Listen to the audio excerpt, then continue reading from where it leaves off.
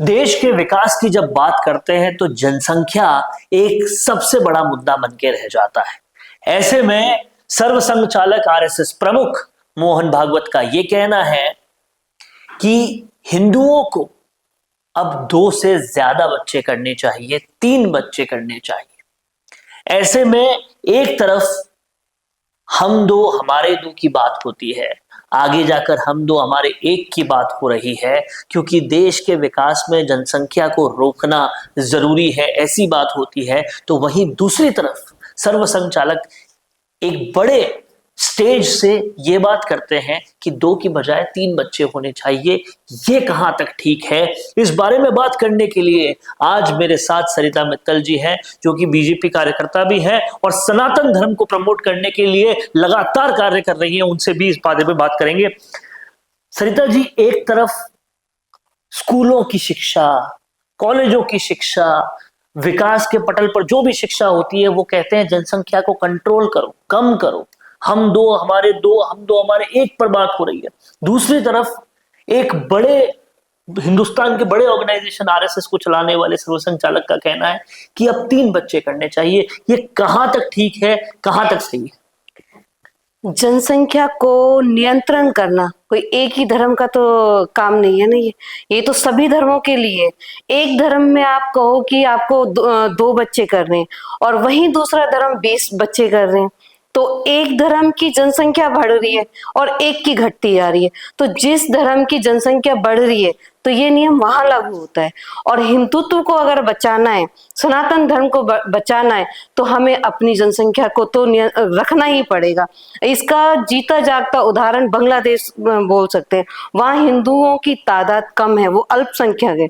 अगर वहां अल्पसंख्यक का इतना बुरा हाल है और जहां यहाँ पर एक समुदाय चिल्लाता है कि भाई अल्पसंख्यकों को न्याय नहीं मिल रहा है, और उनको कितना न्याय चाहिए, अभी उनको वहां हिंदुओं पर जो अन्याय हो रहा है, अल्पसंख्यकों को पर जो अन्याय हो रहा है, उसके ऊपर क्या किसी ने कोई बयानबाजी की या कोई बोला कि वहां उनके साथ इतना दुर्व्यवहार हो रहा है, उनको वहां से हटाया जा रहा है? तो ये एक ही धर्म को बचाने के लिए तो नहीं है। हर नियम दोनों, मैं कहती हूँ आप देश में आप जातिवाद में मत बांटो, धर्म पे रखो, या हर समुदाय के लिए सारे कानून नियम को समान रखो, तो जनसंख्या में भी समान रखो। यानी कि आपका कहना है कि एक धर्म तो माने कानून को और दूसरे धर्म का शादी से लेकर, तलाक से लेकर, जनसंख्या से लेकर सारे कानून अलग है, ऐसा नहीं होना चाहिए। दूसरी बात, अगर विश्व के पटल पर देखें तो आज हिंदू देश एक भी नहीं रहा। ऐसे में सर्वसंघ चालक का ये बयान देना कहां तक रेलिवेंट मानती है?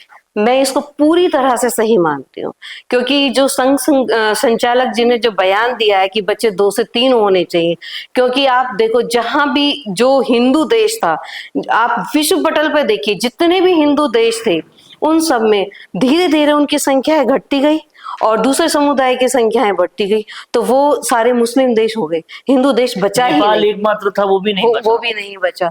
तो आप किसी भी देश को उठा के देख लो, वो पहले जो हिंदू देश था, आज वो मुस्लिम देश बन चुका है। तो अपने देश को बचाना, अपने धर्म को बचाना, अपने सनातन को बचाना कहाँ गलत है? तो कहीं ना कहीं यहाँ पर ये बात सरिता मित्तल जी कह रही हैं कि अपने धर्म को बचाने के लिए ये स्टेप लेना होगा, नहीं तो फिर भारत भी उस लेवल पर आ जाएगा कि हिंदू कम हो जाएंगे और दूसरे धर्म की जनसंख्या बढ़ जाएगी। ऐसे में सरिता जी, एक मुद्दा और बढ़ चढ़ के आ रहा है। मस्जिद को लेकर बहुत ज्यादा झगड़े वाली बात सामने आ रही है। खुदाई में क्या निकल रहा है, इस पर झगड़े हो रहे हैं। इसके अलावा एक और भी बात बहुत बढ़ चढ़ कर हो रही है। यहाँ मस्जिद को लेकर काफी लड़ाई हो रही है कि उसकी खुदाई में क्या रहेगा, क्या नहीं रहेगा। सबसे बड़ी बात यह है कि ये लड़ाई कहां तक तर्कसंगत है। अगर खुदाई में कुछ निकलता है तो वो तो इतिहास की बात है, और ऐसे में कई सारे कंट्रोवर्सीज चलती है कि ये जो खुदाई में निकल रहा है वो सबूत कुछ दे रहा है लेकिन हो कुछ रहा है। इसी पर पूरा राम मंदिर का झगड़ा भी उसी चीज पर हुआ। आप हर मुद्दे को और हर विषय को राजनीति से मत जोड़ो ना, किसी विषय को आम जनता के ऊपर भी छोड़ दो। अगर खुदाई में कोई अवशेष मिल रहा है तो ये तो प्रमाण है ना, तो ये तो कोई राजनीतिक या लड़ाई का विषय तो है ही नहीं।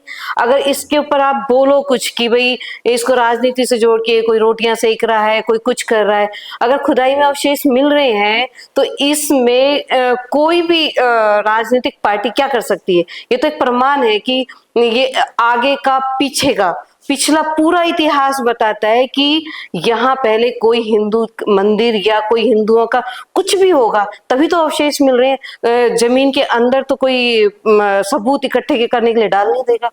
एक और भी बातचीत पहले सुनने में आती थी कि ताजमहल भी शिव मंदिर था। अगर बोल रहे हैं कुछ तो उसमें सत्यता होगी ना, ऐसे ही तो हवा में कोई बातें बोलता ही नहीं है। और आपको इतना ही वो है तो आप एक बार खुदाई करवा के देख लो, क्या पता वहां भी शिव मंदिर के कोई अवशेष मिल जाए। तो कहीं ना कहीं अब ये बहस बहुत जबरदस्त छिड़ चुकी है कि इतिहास के साथ छेड़छाड़ की गई थी, मुगलों ने की, उसके बाद में किसी ने की। अगर इतिहास का प्रमाण कोई दे रहा है, कोई खुदाई दे रही है, तो उसे मानना चाहिए, राजनीति में नहीं पड़ना चाहिए। ये कहना है सरिता मित्तल जी का। तो आज हिंदुस्तान में बहुत सारी ऐसी चीजें हो रही है, भारत में बहुत सारी ऐसी चीजें हो रही है जिसको राजनीतिक चश्मे से हटाकर देखना चाहिए, और वो बहुत जरूरी है। मैम बहुत बहुत शुक्रिया हमसे जुड़ने। पॉडकास्ट सेटअप्स तो मिल रहे हैं लेकिन एंकर नहीं है। पॉडकास्ट सेटअप और एंकर मिल गया तो एडिटिंग नहीं है। पॉडकास्ट सेटअप भी मिल गया, एंकर भी मिल गया और एडिटिंग भी मिल गई, लेकिन उसे अपलोड करने के लिए अच्छी व्यूअरशिप वाला चैनल नहीं है। और अगर वो सब भी मिल गया तो पॉडकास्ट को अच्छे एसईओ के साथ अपलोड करने का डिजिटल सपोर्ट नहीं है। और अगर ये सारी चीजें एक साथ मिल रही हैं तो प्राइस बहुत ज्यादा हाई है।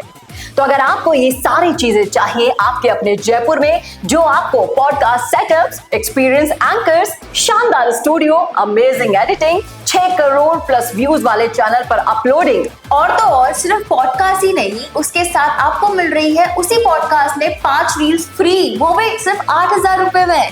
और ये सब कुछ मिल रहा है आपको सिर्फ और सिर्फ मिशी मीडिया सॉल्यूशंस में। तो सोच क्या रहे हैं? अगर आप भी चाहते हैं पॉडकास्ट के जरिए पूरे सोशल मीडिया पर छाना, तो अभी कॉन्टैक्ट कीजिए स्क्रीन पर दिए गए नंबर पर।